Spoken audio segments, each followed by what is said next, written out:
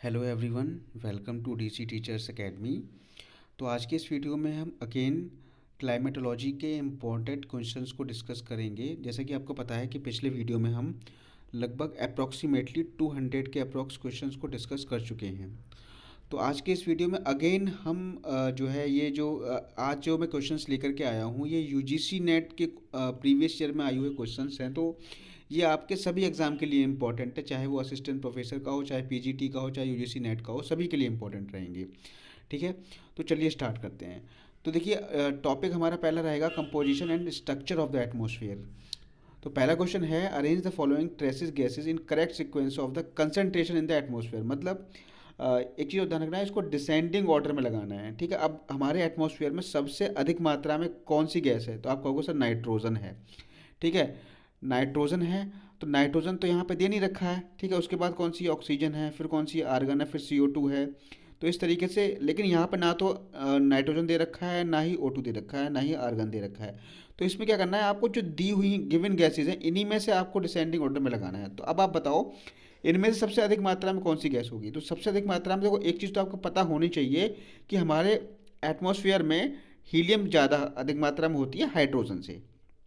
ठीक है, तो ये चीज़ तो क्लियर हो गई कि पहले सी आएगा उसके बाद ई आएगा। ठीक है, तो पहले सी आएगा उसके बाद ई आएगा। तो यहाँ पे आप देख सकते हो, यहाँ पे पहले ई आया फिर सी आया, ये गलत हो जाएगा। यहाँ पहले ई आया यहाँ सी आया, ये गलत हो जाएगा। यहाँ पहले ई आया है फिर सी आया, ये गलत हो जाएगा। तो राइट आंसर जो होगा आपका क्वेश्चन नंबर 3 होगा। यहाँ पे पहले सी आया बाद में ई आया, तो इसी से ही हमने ये पहचान लिया। ठीक है, तो ये एक तरीका होता है पहचानने का। अगर आपको दो भी पता है ना तब भी आप पहचान सकते हो कि कौन सा सही है कौन सा गलत है। तो कहने का मतलब यह है कि पहले सी आएगा पहले ई आएगा, तो सी पहले इसमें है, थर्ड ऑप्शन में है, और ई बाद में है। बाकी सब में ई पहले है सी बाद में, तो ऑप्शन नंबर थर्ड यहाँ पे करेक्ट हो जाएगा बस। ठीक है, तो ये चीज़ आपको ध्यान रखना है। अगला क्वेश्चन है वो है आपका मैचिंग पर। तो यहाँ पे देखिए फोटोस्फेयर का जो पैरामीटर होता है वो सोलर इरेडियंस होता है। ठीक है, ABC क्या होती है? Atmospheric brown cloud. तो एटमॉस्फेरिक ब्राउन क्लाउड कब बनता है? जब पॉल्यूटेंट ज़्यादा हो जाते हैं एटमॉस्फेयर में। तो ये जो रिलेट करता है वो आपका पॉल्यूटेंट से रिलेट कर रहा है। तो इतना आपको पता पड़ गया। अगला देखो पोलन ग्रेन भी डायरेक्टली आप आसानी से पता कर सकते हो, ये पैलिनोलॉजी का है। तो D का हो गया थर्ड, और C का हो गया फोर्थ, और A का हो गया सेकंड। ठीक है, मॉन्डर मिनिमम ना भी पता हो तो कोई बात नहीं है। अब हम मैच करते हैं। तो ए का सेकंड, तो ए का सेकंड किस किस में? सभी में है जो। ठीक है, इससे हटेगा नहीं। डी का थर्ड, देखो डी का थर्ड से इन दो में है तो ये हट गया एक ऑप्शन, एक ऑप्शन ये हट गया। फिर है सी का फोर्थ, और सी का फोर्थ और सिर्फ किस में है? ऑप्शन नंबर सेकंड में है। ठीक है, आगे हम बढ़ते हैं। अगला क्वेश्चन है आपका, ये भी आपका मैचिंग पर है। Which of the following atmospheric gases has not represented by the correct symbol. तो नियॉन को तो आपको पता है, नियॉन को हम एन से नोट करते हैं, हीलियम को He से करते हैं। नाइट्रस ऑक्साइड जो होता है वो NO से नहीं होता है, N2O से होता है। और इसके अलावा जो क्रिप्टॉन है, क्रिप्टॉन भी आपका कैपिटल R नहीं होता है, स्मॉल r होता है, ये ध्यान रखना है। तो ऑप्शन नंबर थर्ड यहाँ पर क्या हो जाएगा? राइट हो जाएगा। अगला जो क्वेश्चन हमारा है वो भी मैचिंग पर है। तो यहाँ पर आप देख सकते हो कि मैचिंग से यूजीसी नेट बहुत ज़्यादा क्वेश्चंस पूछ रहा है। तो एक तरफ दे रखी है गैसेस और percentage of atmosphere, percentage of gases in the atmosphere. अब अगेन वही वही सबसे अधिक मात्रा में क्या होती है? नाइट्रोजन होती है, तो N से 78 मिल जाएगा। उसके बाद ऑक्सीजन होती है, तो यहाँ पे A का थर्ड हो गया, C का फोर हो गया। तो C का फोर सिर्फ और सिर्फ ऑप्शन नंबर C में आ रहा है, तो यहाँ से भी आप पता कर सकते हो। CO2 का देखो, वैसे तो आपका नाइट्रोजन, ऑक्सीजन, CO2 और आर्गन सभी का पता होना चाहिए। अब आर्गन जो है थर्ड, जो है थर्ड अमाउंट पे ज़्यादा होती है, मतलब थर्ड नंबर पे होती है। और CO2 जो है आपकी फोर्थ नंबर पे है एटमॉस्फेयर में। तो ये चीज़ आपको ध्यान रखनी है। ठीक है, क्वेश्चन है असर्सन रीजन पे the sub polar low of the southern hemisphere is nearly continuous. तो सब पोलर लो है सदर्न हेमिस्फीयर का, वो कंटिन्यूस है। हाँ कंटिन्यूस है, बिकॉज क्योंकि वहाँ पर आपका ना आपको कॉन्टिनेंटल एरिया कम मिलेगा। किस में? सदर्न हेमिस्फीयर में, because the land mass is less in the southern hemisphere. बिल्कुल सही बात है, दोनों ही यहाँ पर करेक्ट हैं। ठीक है, अगला जो क्वेश्चन है, in which one of the following atmospheric layers temperature remains constant. तो एटमॉस्फेयर की कौन सी लेयर होती है जिसमें टेम्परेचर कांस्टेंट रहता है? तो जो देखो लेयर वैसे तो स्ट्रेटोस्फेयर का जो टेम्परेचर है कहीं ना कहीं कांस्टेंट रहता है, लेकिन सबसे अधिक जो कांस्टेंट रहता है वो ट्रोपोपॉज के आसपास रहता है। ट्रोपोपॉज क्या है? Tropopause is a transition layer between the troposphere and the stratosphere. तो ये ध्यान रखना, ऑप्शन नंबर बी यहाँ पे करेक्ट है। यहाँ पर अगेन देखो क्वेश्चन वही कई बार रिपीट हुआ है, तो ये आपको ध्यान रखना है कि एटमॉस्फेरिक गैसेस का जो परसेंटेज है ना वो आपको रट के जाना है, ये चीज़ ध्यान रखनी है। तो ऑक्सीजन तो आपको पता है 20.94 होती है, और अगर हम बात करें आर्गन की 0.93 है, CO2 की 0.03 है, और नाइट्रोजन जो है 78% होती है। तो ऑप्शन नंबर यहाँ से बी करेक्ट हो जाएगा। ठीक है, आगे हम बढ़े। In which of the following atmospheric layers the temperature decreases with height. Temperature मतलब ऊंचाई पर जाने पर टेम्परेचर घटता है, ऐसी कौन सी लेयर है? ठीक है, तो अगेन वो आपकी ट्रोपोस्फियर ही है। ठीक है, आगे हम बात करें, the actual amount of water vapour in A given quantity of air is greatest for which of the following temperature relative humidity combination. तो ये कह रहा है कि तो actual amount of water vapour है किस मतलब टेम्परेचर पर सबसे अधिक मात्रा में होता है, किस टेम्परेचर रिलेटिव ह्यूमिडिटी कॉम्बिनेशन में सबसे अधिक मात्रा में होता है। तो 40 डिग्री सेल्सियस पर, 40 डिग्री सेल्सियस पर, और रिलेटिव ह्यूमिडिटी कितनी हो, 100% हो, तो वहाँ पर जो होगा आपका अमाउंट ऑफ वाटर वेपर ज़्यादा होगा। ठीक है, उसमें which one of the following atmospheric layers affect radio waves that are transmitted from the earth and again back to the earth. तो ये जो यहाँ पर ये कहने का मतलब ये है कि इसमें से कौन सी एटमॉस्फेयर की लेयर है जो रेडियो वेव्स को रिफ्लेक्ट करती है।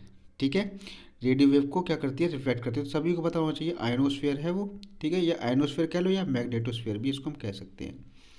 आगे हम बढ़ें, ये देखो आयनोस्फेयर है। ठीक है, अगला है which one of the following devoid of atmosphere. तो ध्यान रखना ये है आपका मैग्नेटोस्फेयर। अगला क्वेश्चन है लिस्ट वन लिस्ट सेकंड। तो यहाँ पर gases in the atmosphere above 100 kilometre. तो यहाँ पर 100 किलोमीटर के अबव अगर हम बात करें 100 किलोमीटर के ऊपर कौन कौन सी गैसेस जो है पाई जाती हैं, किस किस ऊंचाई पर पाई जाती है, ये पूछ रहा है। तो ध्यान रखना है, जो नाइट्रोजन है वो लगभग 100 से 200 किलोमीटर तक की ऊंचाई पर पाई जाती है। ठीक है, ऑक्सीजन आपकी देखा जाए तो 200 से 1100 किलोमीटर तक की ऊंचाई पर पाई जाएगी। हीलियम, हीलियम की बात करें तो हीलियम आपकी 1100 से 3500 किलोमीटर की ऊंचाई पर, और 3500 से ऊपर पे आपके पाई जाएगी हाइड्रोजन। तो ये ध्यान रखना, पहले हीलियम पाई जाती है उसके ऊपर हाइड्रोजन आती है, ये चीज़ आपको ध्यान रखनी है। ठीक है, तो ऑप्शन नंबर यहाँ पर क्या हो जाएगा, बी करेक्ट हो जाएगा। आगे हम बात करें, eight which one of the following altitudinal ranges ozone is found. Ozone किस जो है सीमा पर पाई जाती है। तो 15 से 35 किलोमीटर तक की सीमा पर आपकी ओजोन पाई जाती है। अगला क्वेश्चन है which term is use to describe the conversion of a solid directly to a gas without passing through the liquid state. तो ये सबको पता है, सब्लिमेशन कहते हैं। सॉलिड स्टेट को डायरेक्टली हम किस में कन्वर्ट करते हैं, गैस स्टेट में, without converting in the liquid state. It is called sublimation. अगला हम बात करें तो यहाँ पर हम बात करते हैं temperature falls with height. Height के ऊपर जाने पर टेम्परेचर फॉल्स करता है, तो ट्रोपोस्फेयर में है। Reflect radio waves back to the earth, तो आइनोस्फेयर है। Contains most of the ozone stratosphere, fall in the temperature stops, तो ये आपका ट्रोपोपॉज में है। तो ऑप्शन नंबर सी सही हो जाएगा। आगे हम बात करें which atmospheric gases filters out most of the ultra violet radiation in sunlight. तो ऑब्वियस सी बात है ओजोन। ठीक है, the percentage of water vapour in the air in the tropical region में बी एज हाई एज। अब देखो tropical region में वाटर वेपर कितनी हाई हो सकती है, तो ये 4% होती है। ठीक है, ध्यान रखना है, इंपॉर्टेंट क्वेश्चन है। अगला क्वेश्चन है examine the following statement and select the correct answer using the given code. तो यहाँ पे आप देखो the atmospheric air is never completely dry. तो बिल्कुल सही बात है, एटमॉस्फेरिक एयर कभी भी ड्राई नहीं हो सकती। Water vapour can occupy as much 4% of the atmospheric volume, बिल्कुल सही बात है। वाटर वेपर 4% से ज़्यादा वॉल्यूम को ऑक्यूपाई नहीं कर सकता। ठीक है, ये इंपॉर्टेंट पॉइंट है, इसको आपको माइंड में अपना रखना है। Water vapour in the atmosphere is always invisible हमेशा इनविजिबल रहती नहीं। आप वाटर वेपर को देख सकते हो, एज ए कंडेंसेशन के फॉर्म में देख सकते हो, प्रेसिपिटेशन के फॉर्म में देख सकते हो, तो इनविजिबल नहीं है। तो ऑप्शन नंबर 1 एंड 2 करेक्ट है। ठीक है, आगे हम बात करें। अगला क्वेश्चन है, which one of the following atmospheric layer reflects waves that are transmitted from the earth again back. तो ये आपका आयनोस्फीयर ही है। ठीक है, अगला क्वेश्चन आपका है, atmospheric temperature decreases with height in the troposphere because air at altitude is less, solar radiation is less, there are more atmospheric gases at higher altitude or the atmosphere is heated by radiation from the surface। तो यहाँ पर अगर आप ऊपर की तरफ जाओगे तो टेम्परेचर आपका कम होता जाता है, बिकॉज अर्थ जो है एक मतलब एक कह सकते हो एक ठोस एरिया होता है, और ये जो है जल्दी से हीट को एब्जॉर्व करता है और रात में हीट को निकालता भी है। जितनी जल्दी एब्जॉर्व करता है उतनी जल्दी निकालता भी है। तो कहने का मतलब ये है कि अर्थ के आसपास का एरिया ज़्यादा हीट होगा, और जैसे ही आप ऊपर की तरफ जाओगे तो हीट आपको कम मिलती जाएगी। ठीक है, तो ऑप्शन नंबर यहाँ पर डी करेक्ट हो जाएगा। The atmosphere is heated by radiation from the surface. ठीक, अगला क्वेश्चन है, which one of the following gases is not a natural element of the atmosphere. तो इनमें से कौन सी एटमॉस्फेयर में नहीं पाई जाती है? तो आपको पता है क्रिप्टॉन पाई जाती है, आर्गन पाई जाती है, वाटर वेपर होती है, लेकिन CFC नहीं होती है। तो यही आपका राइट आंसर है। There is a little mixing of air between the troposphere and stratosphere. क्या ट्रोपोस्फियर और स्ट्रेटोस्फियर के बीच में मिक्सिंग ऑफ एयर होती है? हाँ, होती है। ठीक है, the stratosphere holds large volume of water vapour dust. Stratosphere में आपकी डस्ट पाई जाती है? बिल्कुल नहीं पाई जाती, क्योंकि वहाँ पे तो एनवायरनमेंट बहुत कम होता है, तभी तो वहाँ पे आपके हवाई जहाज उड़ते हैं ना स्ट्रेटोस्फियर में, क्योंकि वहाँ पे डस्ट आपको कम मिलती है। इसीलिए आपका ऑप्शन नंबर सी करेक्ट होगा। A is true, R is false. अगला क्वेश्चन है, arrange the following layers of atmosphere vertically outward from the earth. तो अगर हम अर्थ से ऊपर की तरफ जाएंगे तो सबसे पहले क्या पड़ेगा? ट्रोपोस्फियर पड़ेगा, फिर पड़ेगा स्ट्रेटोस्फियर, फिर पड़ेगा ओजोनोस्फियर, और फिर पड़ेगा आयनोस्फियर। तो 2 3 1 4, 2 3 1 4 किस में है? आपका ऑप्शन नंबर सी में है। अगला हम बात कर रहे हैं, तो the water droplets are found to be high in the troposphere. Water droplets ऊपर मतलब ट्रोपोस्फियर में हाई पे पाई जाएंगी। तो यहाँ बिल्कुल सही है, बिकॉज वाटर ड्रॉपलेट तभी तो बनेंगे जहाँ टेम्परेचर कम होगा, और टेम्परेचर ऊपर की तरफ जाने पर हमेशा कम होता जाता है। The temperature variation in the troposphere is not alarming compare to the stratosphere. ये भी आपका स्टेटमेंट सही है, लेकिन ये रीजन नहीं दे रखा है इसका, तो ऑप्शन नंबर यहाँ पर बी करेक्ट हो जाएगा। The increase in the chlorofluorocarbon in the atmosphere is associated with ozone depletion. ठीक है, the troposphere is a dense lower part of the atmosphere. बिल्कुल सही बात है, डेंस होता है, in which meteorological phenomena occurs. बिल्कुल सही बात है, because in the troposphere temperature decreases with altitude. ये तो कोई करेक्ट एक्सप्लेनेशन नहीं है, बट ये सही है कि ट्रोपोस्फियर में ऊपर की तरफ जाने पर टेम्परेचर डिक्रीज होता है, लेकिन एक्सप्लेनेशन नहीं है। तो ऑप्शन नंबर बी करेक्ट हो जाएगा। आगे हम बात करें, तो the temperature of the stratosphere increases with altitude. Stratosphere का टेम्परेचर जितना आप ऊपर की तरफ जाओगे वो बढ़ता जाएगा, स्ट्रेटोस्फियर का टेम्परेचर। बिल्कुल सही बात है, जो स्ट्रेटोस्फियर जितना ऊपर की तरफ जाओगे तो टेम्परेचर बढ़ता है स्ट्रेटोस्फियर में। The stratosphere is heated largely through the absorption by ozone molecules. ये भी बिल्कुल करेक्ट है, तो ऑप्शन नंबर ए करेक्ट हो जाएगा। Ozone layer protects the earth from excessive quantity of severely changing solar radiation. सही बात है। Ozone hole has discovered over the continent of Antarctica. ये आपका यहाँ पे गलत हो जाएगा। अंटार्कटिका पे नहीं हुआ है ओजोन होल, कहाँ पे हुआ है? आर्कटिक रीजन पे हुआ है। ठीक है, सॉरी, वो जो पोल्स वाला रीजन है वो भी नॉर्थ पोल पे आपको पाया गया है। Which one of the following is the correct sequence of the atmospheric layer? Again हम देखेंगे तो ट्रोपोस्फियर, स्ट्रेटोस्फियर, मेसोस्फियर और thermosphere. Option number C correct हो जाएगा। ठीक है, आगे हम बढ़ते हैं। अब हमारे क्वेश्चन आएंगे इंसोलेशन एंड हीट बजट पे। ठीक है, इंपॉर्टेंट टॉपिक है, इसे ध्यान रखना। तो द पर minute solar radiation received on the 1 centimetre square area is called, क्या कहलाता है? वो सोलर कांस्टेंट कहलाता है। और वैल्यू कितनी होती है?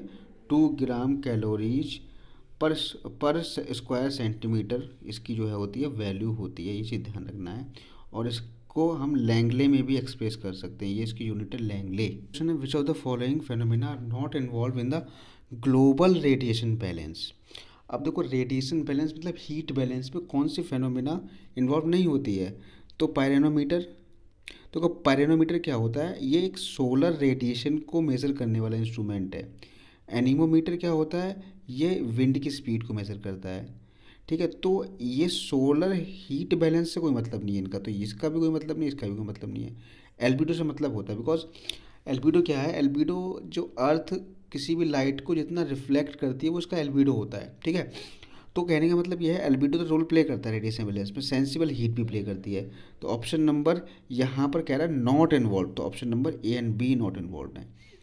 Northward slopes remains forested in the mountainous areas due to, जो नॉर्थवर्ड स्लोप है, अगर आप नॉर्थ की तरफ जाओगे, ठीक है, नॉर्थवर्ड स्लोप किसी भी माउंटेन्स का रिमेन्स फॉरेस्टेड, रिमेन्स फॉरेस्टेड मतलब वहाँ पे आपके जंगल पाए जाएंगे। क्यों पाए जाते हैं जंगल, क्योंकि वहाँ पर रेडिएशन इंटेंसिटी ज़्यादा होती है। नॉर्थवर्ड स्लोप्स में रेडिएशन इंटेंसिटी क्या होगी, ज़्यादा होगी। ठीक है, तो यहाँ पर हम देख लेते हैं द फेस ऑफ इस slopes present to the sun, north और south plays a role in the local climate on it.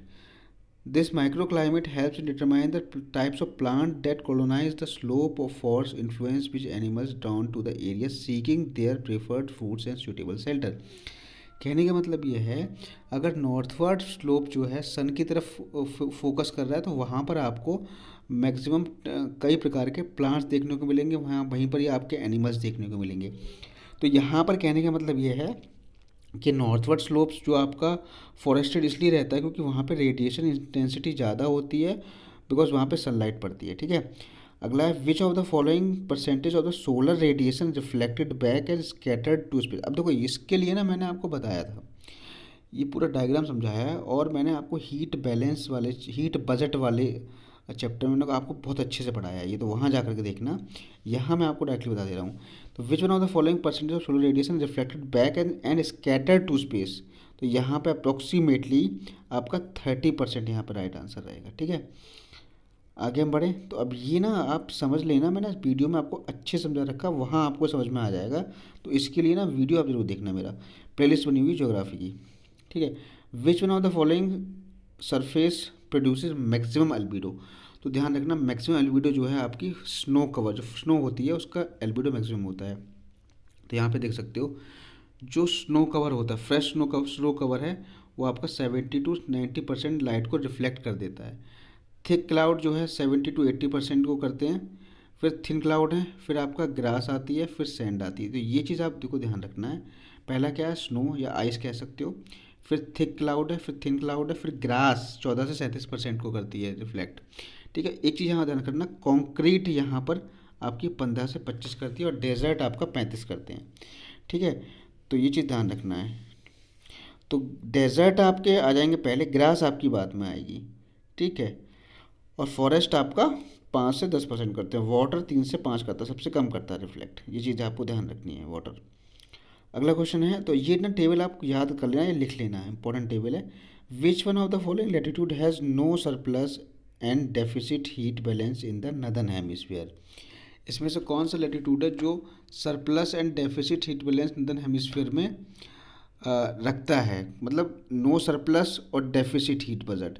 तो यह वहाँ पर आपका एकदम बैलेंस हीट बजट होगा, कौन से में होगा, यह आपका 38 डिग्री 38 डिग्री लैटिट्यूड के आसपास यहाँ पर आपका पाया जाता है। इसको रट लेना है, इंपॉर्टेंट क्वेश्चन है। ठीक है, no surplus and deficit heat balance. ठीक, आगे हम बढ़ते हैं। तो ये देखो 38 डिग्री के आसपास का एरिया है, ये वाला, यहाँ पर आपका नो सरप्लस एंड डेफिसिट। ठीक है, which one of the following represent a source of atmospheric energy. इसमें से कौन सा सोर्स है एटमॉस्फेरिक एनर्जी का। तो एटमॉस्फेरिक एनर्जी मिलती कहाँ से, लेटेंट हीट जो रिलीज होती है उससे मिलती है।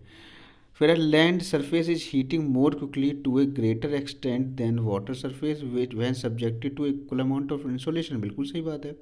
The land is opaque while water is transparent to the solar radiation. बिल्कुल सही बात है, इसीलिए लैंड जो है जल्दी गर्म होती है, जल्दी ठंडी होती है। अगला क्वेश्चन है land surface is heated more quickly and to a greater extent than that of surface water surface when subjected to an equal amount of insulation. बिल्कुल सही बात है, because the specific heat of land is more than that of water. नहीं, ये आप गलत है, specific heat of water is more than that of land. इसीलिए लैंड सरफेस जो है जल्दी जो है क्या होती है, हीट होती है, बिकॉज जो स्पेसिफिक हीट ऑफ लैंड है वो कम होती है किससे, वाटर से। तो ऑप्शन नंबर यहाँ पर सी करेक्ट हो जाएगा, A is true, R is false. अगला क्वेश्चन है which one of the following places on the earth is the hottest. कौन सा सबसे गर्म प्लेस है यहाँ पे, तो ध्यान रखना अल अजीज़ा जो है सबसे गर्म प्लेस है। If the elevation of the sun declines the albedo will, अगर एलिवेशन कम होता है तो डिक्लाइन होता है एलिवेशन सन का, तो क्या होगा, एल्बिडो क्या होगा, ज़्यादा होगा, इंक्रीज हो जाएगा। ठीक है, एक एंगल पर है, ऐसे मान लो ये अर्थ है और यहाँ पर आपका सन है, अगर यहाँ पे अगर डायरेक्टली सनलाइट आ रही तो यहाँ पे एल्बिडो कम होगा, अगर सन थोड़ा झुका हुआ है तो यहाँ से एल्बिडो ज़्यादा होगा, ध्यान रखना है।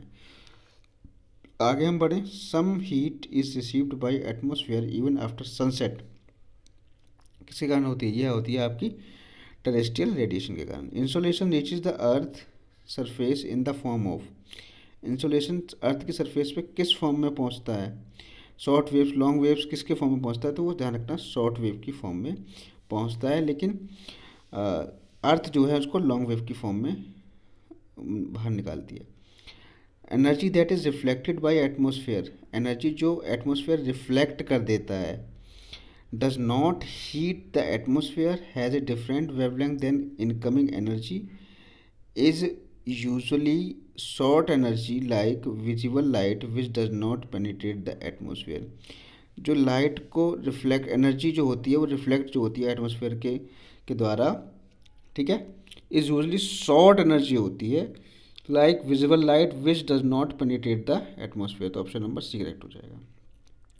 Which of the following would likely to the lowest albedo, इनमें से कौन सा जो है लोएस्ट एल्बिडो, किसका लोएस्ट एल्बिडो होता है, तो स्नो का तो सबसे ज़्यादा होता है, ठीक है, थिक क्लाउड का भी ज़्यादा होता है, जो सॉइल होगी उसका एल्बिडो कम होगा, ठीक है। Which of the following condition would provide for the least amount of insulation, इनमें से कौन सी कंडीशन है जो सबसे कम अमाउंट ऑफ इंसुलेशन को प्रोवाइड करेगी, तो जब सन कहाँ होगा, हॉराइजन के नियर होगा, तभी क्या होगा, इंसुलेशन सबसे कम होगा। अगला क्वेश्चन है every planet in our solar system has an atmosphere. बिल्कुल सही बात है, atmosphere is the basis of all elements of the climate, ये भी आपका सही है, बट ये एक दूसरे का एक्सप्लेनेशन नहीं है, ठीक है। तो ऑप्शन नंबर यहाँ पे बी करेक्ट हो जाएगा। हीट बजट क्या होता है, heat budget refers to solar radiation, balance between the incoming and outgoing radiation. बिल्कुल सही बात है। अगला क्वेश्चन हम देखें, तो अगला क्वेश्चन है the earth average albedo is estimated. तो एवरेज एल्बिडो जो होता है अर्थ का वो आपका 29 से 34% तक होता है, तो ऑप्शन नंबर ए करेक्ट है।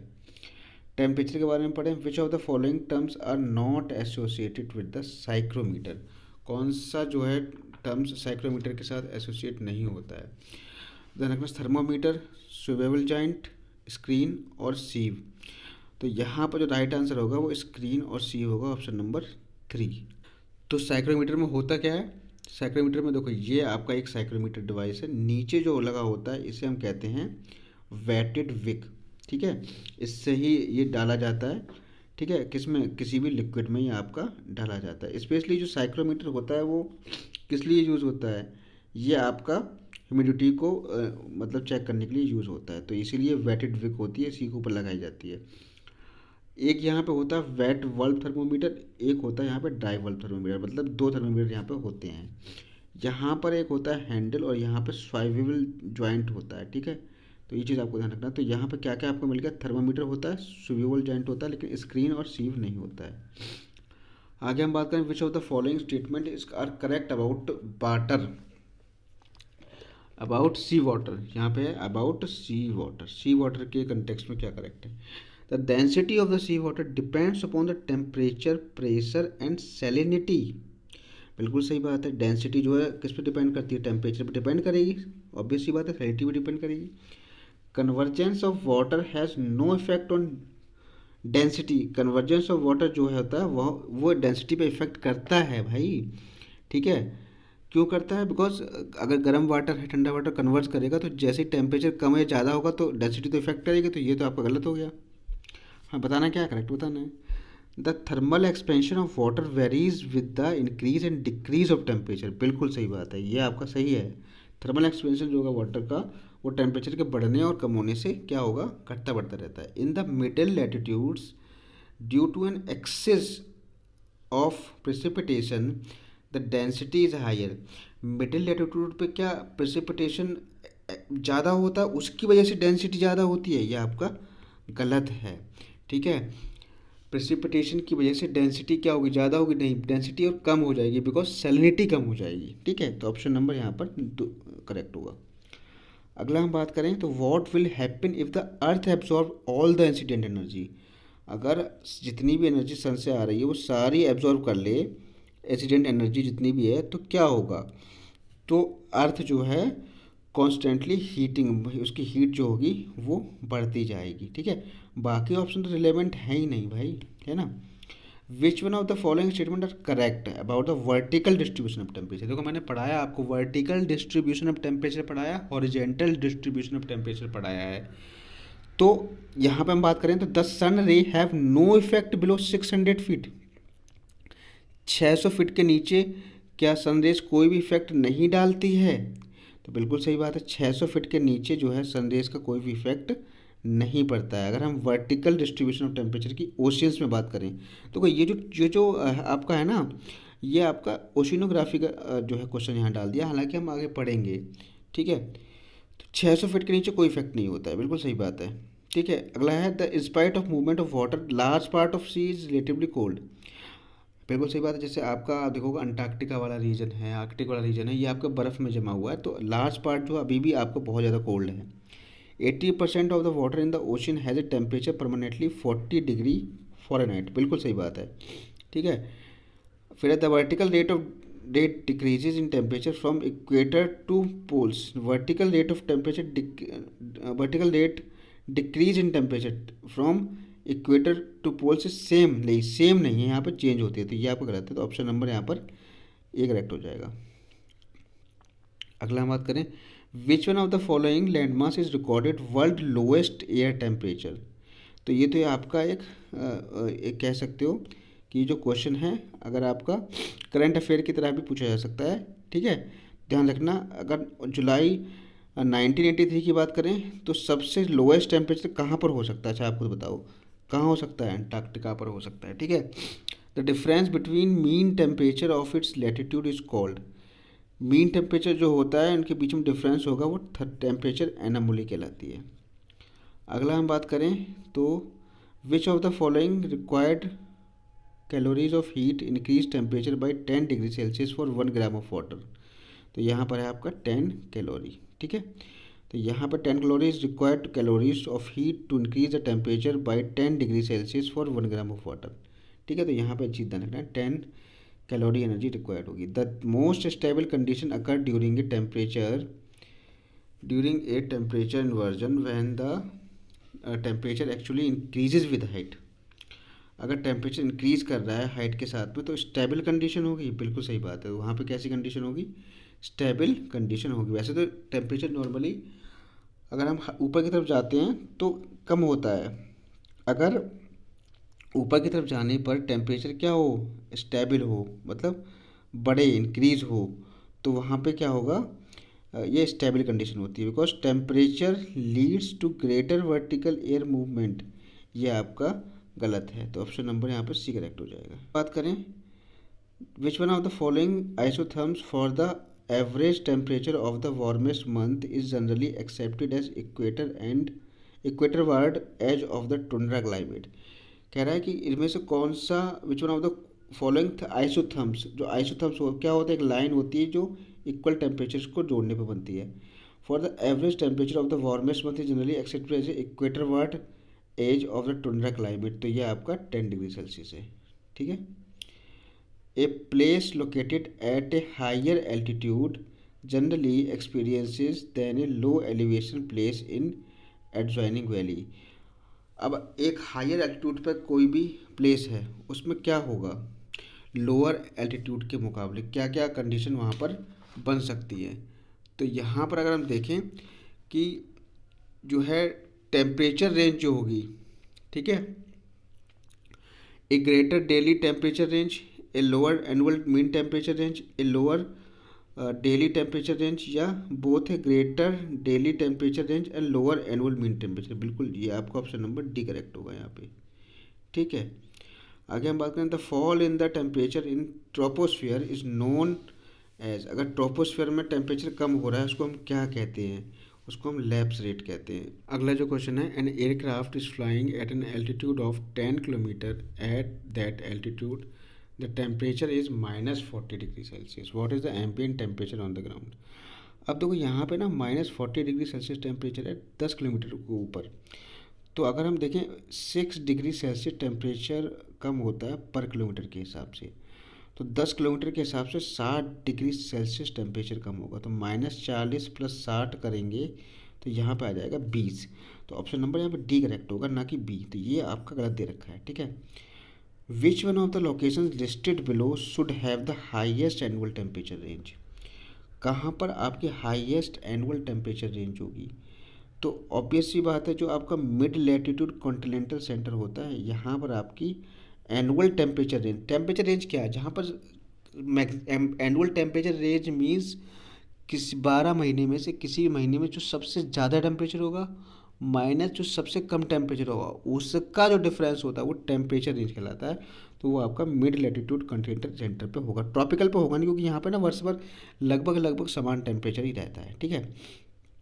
आगे हम बढ़ते हैं, increase in the temperature with increase in height is known as inversion of temperature. अगर देखो, अगर टेम्परेचर ऊपर जाने की तरफ तो भाई वैसे नॉर्मली देखा जाए तो घटता है, अगर ऊपर जाने की तरफ बढ़ रहा है तो उसको हम इन्वर्जन ऑफ टेम्परेचर कह देते हैं। अगला देखिए, कुछ कंडीशंस दे रखी हैं, और विच of the conditions above condition promote inversion of temperature, कौन सा इन्वर्जन ऑफ टेम्परेचर को प्रमोट करती है। तो आप यहाँ पर देख सकते हो कि पहली जो होगी वो क्लाउडी स्काई और दूसरी आपकी है कोल्ड ड्राई एयर। तो क्लाउडी स्काई क्या प्रमोट करता है टेम्परेचर ऑफ इन्वर्जन को, टेम्परेचर ऑफ इन्वर्जन को क्लाउडी स्काई प्रमोट नहीं करता है, ठीक है। फिर है कोल्ड ड्राई एयर प्रमोट करती है टेम्परेचर ऑफ इन्वर्जन को। हाँ, कोल्ड ड्राई एयर अगर नीचे की तरफ हमारी कोल्ड ड्राई एयर है अर्थ के पास में, तो वो टेम्परेचर इन्वर्जन को प्रमोट करेगी, ठीक है, ये चीज़ ध्यान रखना है। फिर आपकी है स्ट्रॉन्ग विंड्स नहीं करती, क्योंकि स्ट्रॉन्ग विंड्स तो हमारा एक तरीके से हॉरिजेंटली टेम्परेचर की डिस्ट्रीब्यूशन को अफेक्ट करेंगी, ना कि vertically. Long winter nights affect करती हैं, बिकॉज विंटर नाइट में जो अर्थ के पास का टेम्परेचर होता है वो ज़्यादा हो जाता है, ऊपर का टेम्परेचर कम हो जाता है। तो ऑप्शन नंबर डी यहाँ पे सही होगा, ठीक है।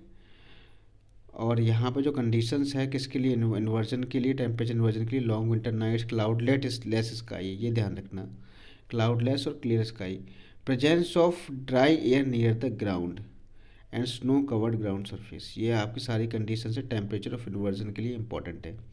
The term adiabatic change of temperature stands for heating and cooling of N ascending और डिसेंडिंग थ्रू द कंप्रेशन और एक्सपेंशन। देखो हीटिंग, एडियाबैटिक प्रोसेस क्या होता है, ना तो कोई हीट आएगी ना तो कोई हीट बाहर को जाएगी, और यहाँ पे जो हीटिंग एंड कूलिंग होगी वो एक्सपेंशन के कारण होगी। वॉल्यूम को बढ़ा दिया, वॉल्यूम को कम कर दिया, वॉल्यूम को बढ़ा दिया, तो अगर वॉल्यूम को बढ़ाने से क्या होगा, एक्सपेंशन होगा तो कूलिंग हो जाएगी, वॉल्यूम को कम कर दिया तो कॉन्ट्रैक्शन होगा, मॉलिक्यूल्स पास आएंगे तो हीटिंग हो जाएगी। तो कहने का मतलब ये है कि ये आपका एडियाबैटिक चेंज कहलाता है, ठीक है।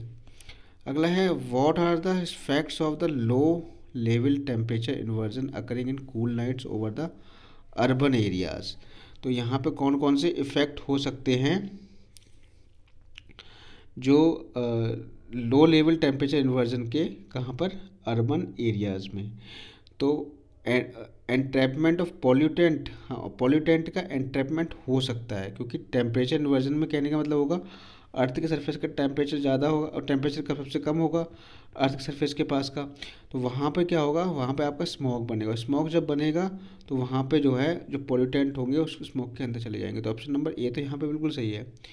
फिर है pleasant weather condition. Pleasant weather condition में क्या होगा, जो है टेम्परेचर इन्वर्जन होगा वहाँ पे लो लेवल का, नहीं। अनयूजली अनस्टेबल एयर पे भी नहीं होगा, अनयूजली स्टेबल एयर पे होगा। तो option number A and D यहाँ पे करेक्ट हो जाएगा। अगला है the marine influence upon climate result into. Marine influence जो है क्लाइमेट पर वो क्या करता है, decrease in annual temperature range. वो क्या करता है, एनुअल टेम्परेचर रेंज में डिक्रीज करता है, ठीक है, मरीन इन्फ्लुएंस। तो मरीन का इन्फ्लुएंस इंपॉर्टेंट है, ये चीज़ ध्यान रखना है। एनुअल टेम्परेचर रेंज को कम करता है। तो आपने देखा होगा मरीन के आसपास की जो वातावरण होता है, जैसे आपने देखा है गोवा के आसपास को, वहाँ पे ना ज़्यादा गर्मी पड़ेगी ना ज़्यादा ठंड पड़ेगी, मतलब एक सा ही मौसम रहता है। तो ये चीज़ ध्यान रखना है। Surface inversion of temperature is a phenomena related to. Surface inversion जो होता है टेम्परेचर का, वो किससे रिलेट करता है, increase in temperature with increase in elevation. तो बिल्कुल सही बात है। अगला question, in which of the following weather condition does the negative lapse rate of the temperature operate. ध्यान रखना वो एडियाबेटिक चेंज ऑफ टेम्परेचर में होती है।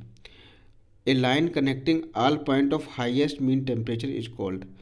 जो मीन टेम्परेचर को कनेक्ट करती हुई जाती है वो आपका थर्मल इक्वेटर है, ठीक है। यहाँ पर आपका अब हम बात करेंगे एयर प्रेशर के क्वेश्चंस के बारे में। तो the mean sea levels pressure of the atmosphere decreases by half at the latitude of 6 kilometre, ठीक है, हाफ हो जाता है 6 किलोमीटर के ऊपर। आगे हम बात करें the only truly continuous pressure belt on the earth is. तो कौन सी है ट्रूली कंटिन्यूस, वहाँ पे क्या हो, कोई भी कॉन्टिनेंट वाला एरिया ना हो। तो सदर्न वर्ल्ड में, सदर्न हेमिस्फीयर में पाई जाएगी। तो ऑप्शन नंबर डी सही होगा, सदर्न हेमिस्फीयर सब पोलर लो।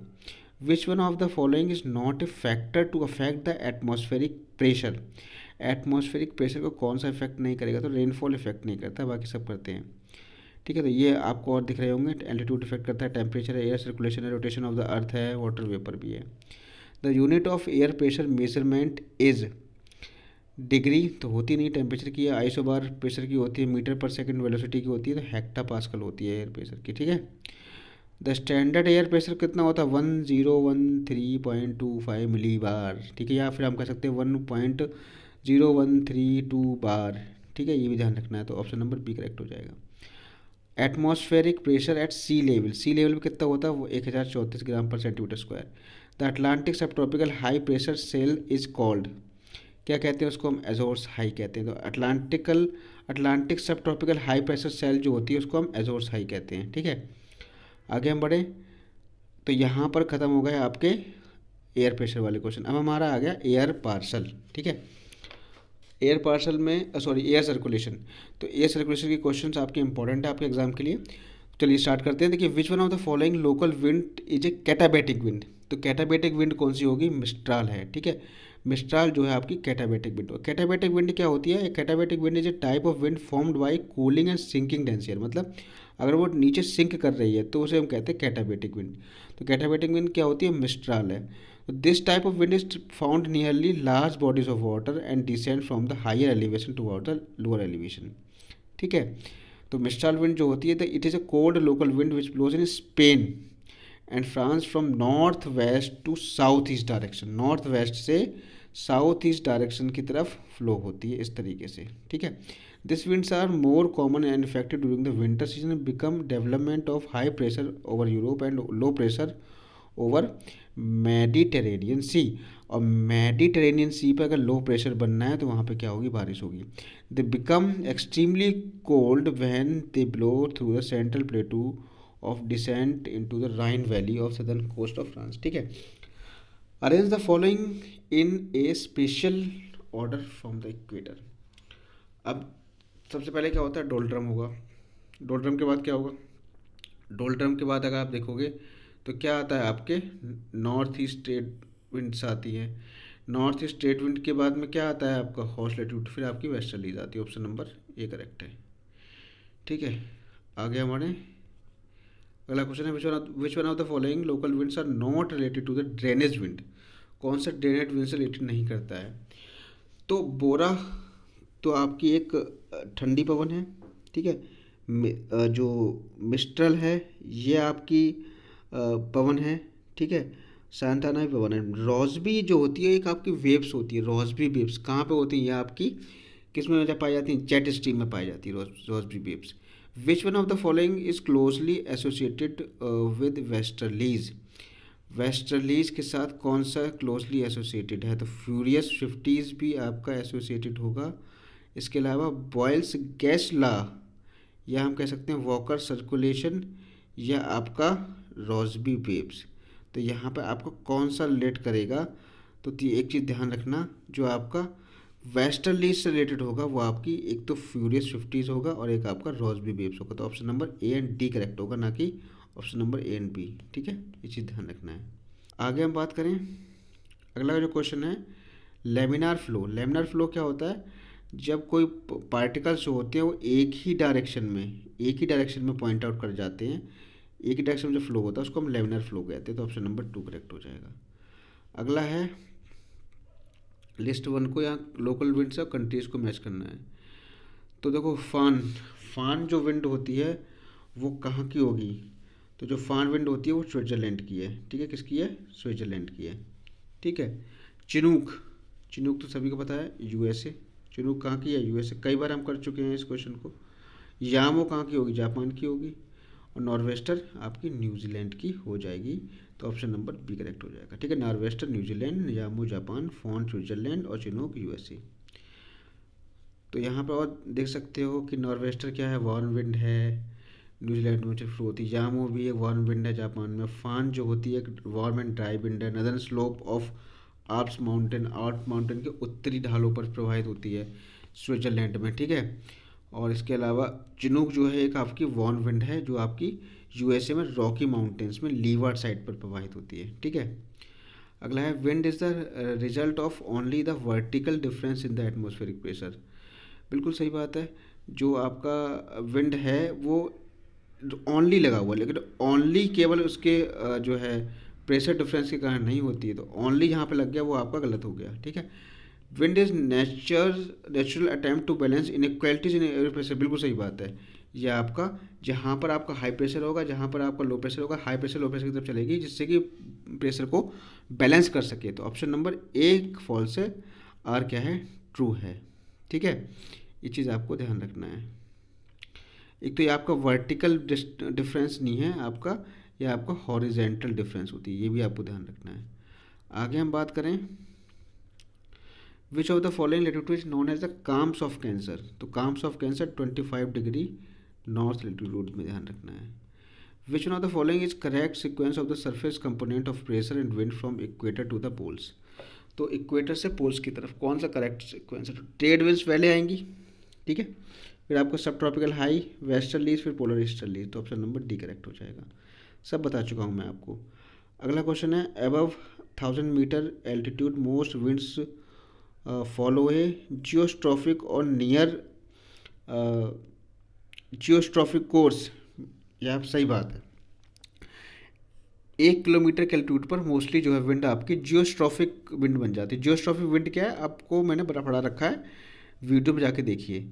ठीक है, the friction layer of the atmosphere extend to only about 1000 metre above the ground.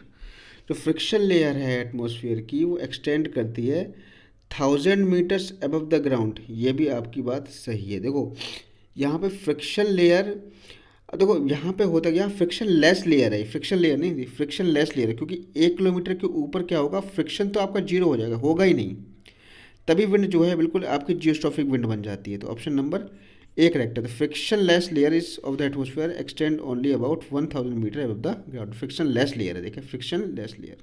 ठीक है, यहाँ पे आपको दिखा भी होगा फ्रिक्शन, देखो वेरी लेस फ्रिक्शन है ना, फ्रिक्शन लेस लेयर यहाँ पे लिखा, यहाँ पे होगा। ठीक, आगे हम बात करें, the trade winds are predominantly easterly.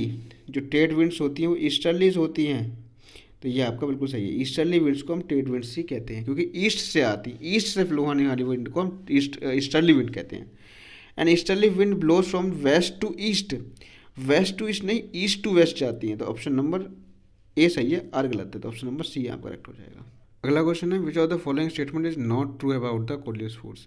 It is the effect of earth rotation. Earth rotation का इफेक्ट होता है, हाँ सही बात है। It is maximum over the polar region, बिल्कुल सही बात है। It is directly related to the frictional force, सही बात है। It is proportional to the wind speed, wind speed नहीं, विंड डायरेक्शन को चेंज करता है, स्पीड से कोई मतलब नहीं है इसका। तो डी यहाँ पे करेक्ट हो जाएगा। देखो इंपॉर्टेंट क्वेश्चन है, ध्यान रखना इसको, ठीक है, फंसा देगा इसमें। अगला है which one of the following statement is statement about polar jet stream not true. Jet stream के बारे में बात कर रहा है, वो भी पोलर जेट स्ट्रीम के बारे में बात कर रहा है कि कौन सा सही नहीं है। It moves northward during summer, ठीक बात है, समर में नॉर्थवर्ड मूव करेगी। क्यों मूव करेगी, मैंने जेट स्ट्रीम पढ़ा रखी है। It supplies energy to the circulation of surface storms, सही बात है, सरफेस स्टॉर्म्स को एनर्जी प्रोवाइड करती है। Its velocity is greater during the summer, नहीं, जो जेट स्ट्रीम होती है ना वो सबसे ज़्यादा स्ट्रॉन्ग कब होती है, विंटर में होती है। मैं कई बार बताया, मैंने वीडियो में बहुत बार बताया होगा, तो यही आपका गलत हो जाएगा। इट्स लोकेशन रफली coincide with that of the polar front, सही बात है। अगला क्वेश्चन है what happened when chinook wind is drawn down the leeward slope of the mountain range. तो चिनूक जो फ्लो होती है वो रॉकी माउंटेन्स पे फ्लो होती है, जो कि आपका यूएसए का पार्ट है। तो इससे क्या होता है, क्या होगा, the saturation vapour pressure increase नहीं होगा, वेपर प्रेशर क्या हो जाएगा, डिक्रीज हो जाएगा, और रिलेटिव ह्यूमिडिटी जो होती है वो इंक्रीज हो जाएगी, ठीक है, डिक्रीज होगी, क्योंकि वहाँ पर टेम्परेचर कम होगा, टेम्परेचर कम होगा तो रिलेटिव ह्यूमिडिटी क्या हो जाएगी, बढ़ जाएगी। तो ऑप्शन नंबर डी करेक्ट है, दोनों फॉल्स हैं।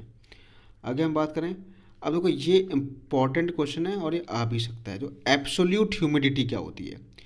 एब्सोल्यूट ह्यूमिडिटी जो होती है वो आपकी क्या होगी, total weight of moisture to the per unit volume of air, ठीक है, कि एक यूनिट वॉल्यूम ऑफ एयर में कितना वेट है मॉइस्चर, कितने ग्राम मॉइस्चर है, 1 मीटर क्यूब वॉल्यूम में कितने ग्राम मॉइस्चर है, ये आपकी होती है एब्सोल्यूट ह्यूमिडिटी, ठीक है। तो ऊपर ग्राम, नीचे मीटर क्यूब। दूसरा यहाँ पे कह रहा है रिलेटिव ह्यूमिडिटी। रिलेटिव ह्यूमिडिटी क्या होगी, तो रिलेटिव ह्यूमिडिटी क्या होती है आपकी, the ratio of amount of water vapour actually present in air having definite volume and temperature of its maximum amount of air can hold at temperature. कहने का मतलब क्या हुआ कि एक जो एयर है वो कितने अमाउंट में वाटर को होल्ड कर सकती है, मैक्सिमम होल्डिंग जो कैपेसिटी होगी उसकी, ठीक है, वो तो, और कितना उसमें एक्चुअल में प्रेजेंट है। तो actual water vapour present in air upon water vapour holding capacity of that air, ये कहलाता है आपका relative humidity. The ratio of amount of water vapour actually present, उस एयर में कितना actual amount of water vapour present है, upon वो कितना मैक्सिमम अमाउंट में उस वाटर वेपर को होल्ड कर सकती है, ये आपकी होती है रिलेटिव ह्यूमिडिटी। स्पेसिफिक ह्यूमिडिटी क्या है, स्पेसिफिक ह्यूमिडिटी जो होती है वो mass of water vapour in grams upon 1 kilogram of air, 1 kilogram air में कितने ग्राम एयर आ रही है वो आपकी स्पेसिफिक ह्यूमिडिटी है, और 1 मीटर क्यूब एयर में कितने ग्राम एयर आ रही है वो आपकी एब्सोल्यूट ह्यूमिडिटी है। तो स्पेसिफिक में दोनों में नीचे ऊपर ग्राम है, नीचे किलोग्राम है। यहाँ पर आपकी जो एब्सोल्यूट ह्यूमिडिटी है वो नीचे आपका मीटर क्यूब है, वॉल्यूम है, ऊपर आपका ग्राम है, ठीक है। और रिलेटिव ह्यूमिडिटी में ऊपर एक्चुअल अमाउंट में कितनी वाटर वेपर है अपॉन वो कितनी वाटर वेपर को होल्ड कर सकती है, वो रिलेटिव ह्यूमिडिटी हो जाएगी। मिक्सिंग क्या है, तो मिक्सिंग जो रेशियो होता है उधर, तो वो उसका मतलब क्या होता है, the ratio of weight of water vapour to the weight of per unit volume of dry air, ये आपका मिक्सिंग रेशियो होता है। तो आई होप कि आपको क्लियर होगा, ऑप्शन नंबर बी यहाँ पे करेक्ट होगा। सबको मैंने अच्छे समझा दिया है, ठीक है। Which one of the following is essential for the formation of equatorial westerlies. Equatorial westerlies कैसे बनेगी, तो इसके लिए क्या होगा, shifting of trade and wind belt toward the pole. जब shifting of trade and wind belt होगी टुवर्ड द स्लोप, तब आपकी क्या बनेगी, इक्वेटोरियल वेस्टर्लीज फॉर्म होती है, ठीक है। तो ये चीज़ आपको ध्यान रखना है। अगला हम बात करें, which of the following is a local cold wind. इसमें से कौन सी लोकल कोल्ड विंड है, तो आपकी बोरा है। बोरा एक एड्रियाटिक सी में फ्लो होने वाली विंड है। According to single cell circulation model propose by George Hadley, the most important factor causing the global atmospheric circulation. कौन सा जो एटमॉस्फेरिक सर्कुलेशन को जो है सबसे ज़्यादा इफेक्ट करता है, तो टेम्परेचर कंट्रास्ट जो है आपका, वो आपका पोल्स में कम टेम्परेचर, इक्वेटर में ज़्यादा टेम्परेचर, तो यही आपका टेम्परेचर कंट्रास्ट है वो क्रिएट करता है क्या, आपका जो है सर्कुलेशन, एटमॉस्फेरिक सर्कुलेशन जो होता है वो इसी के कारण होता है। ठीक है, ऑप्शन नंबर डी करेक्ट हो जाएगा। किसने कहा है? ये आपका जॉर्ज हैडले ने कहा है, सिंगल सेल सर्कुलेशन मॉडल में। आगे हम बात करें तो the westerlies and trade winds are an example of macro scale. किसके एग्जाम्पल है? मैक्रो स्केल के एग्जाम्पल है। Which of the two global wind originate from the सब ट्रॉपिकल हाई। सब ट्रॉपिकल हाई से कौन सी विंड ओरिजिनेट होती हैं? तो ट्रेड विंड्स और आपकी वेस्टर्ली। ट्रेड विंड्स आती हैं इस तरफ और वेस्टर्ली जाती हैं इस तरफ। ठीक है। Which of the following does not enhance the radiation of the air. कौन सा ऐसा कारक है जिससे रेडिएशन जो है तो होता है एयर का नहीं बढ़ता है? Radiation cooling of the earth surface after sunset. Sunset के बाद में जो रेडिएशन ऑफ कूलिंग होती है वो रेडिएशन ऑफ एयर को एनहांस नहीं करता। ऑप्शन नंबर ए करेक्ट हो जाएगा। Find out correct sequence of planetary winds from the equator to pole. Equator से पोल की तरफ तो सबसे पहले कौन सी विंड आएंगी? ट्रेड विंड आएंगी, फिर वेस्टर्लीज, फिर पोलर विंड। बहुत इंपॉर्टेंट क्वेश्चन है, कई बार रिपीट हुआ है। अब लास्ट क्वेश्चन हम यहाँ पर डिस्कस करेंगे इस वीडियो का। ठीक है, अगेन 100 क्वेश्चन हम अगले वीडियो में डिस्कस करेंगे। तो लू तो आपको पता है कि राजस्थान में मिलनी चलेगी। ठीक है, इसके अलावा अगर बात करें खमसिन जो है आपकी इजिप्ट में चलती है। चिनूक रॉकी पर्वत पे और फान आल्प्स पे। तो ऑप्शन नंबर बी करेक्ट हो जाएगा। तो आज की वीडियो में सिर्फ 100 तक ही डिस्कस करेंगे हम। अगले वीडियो में अगेन हम 100 क्वेश्चन लेंगे। ठीक है, लगभग 250 क्वेश्चन से ये हैं। तो ये आपका 2 वीडियो और आएंगे इसके, तो आपका सारे क्वेश्चन समाप्त हो जाएंगे। और ये अगर क्वेश्चन आपने लगा लिए तो आपका एक भी क्वेश्चन नहीं छूटेगा क्लाइमेटोलॉजी पार्ट से, ये मेरा आपसे प्रॉमिस है। तो आज की वीडियो में सिर्फ इतना ही, बस चैनल को सब्सक्राइब कर देना। ठीक है, और वीडियो को लाइक कर देना। मिलेंगे नेक्स्ट वीडियो में। Thank you.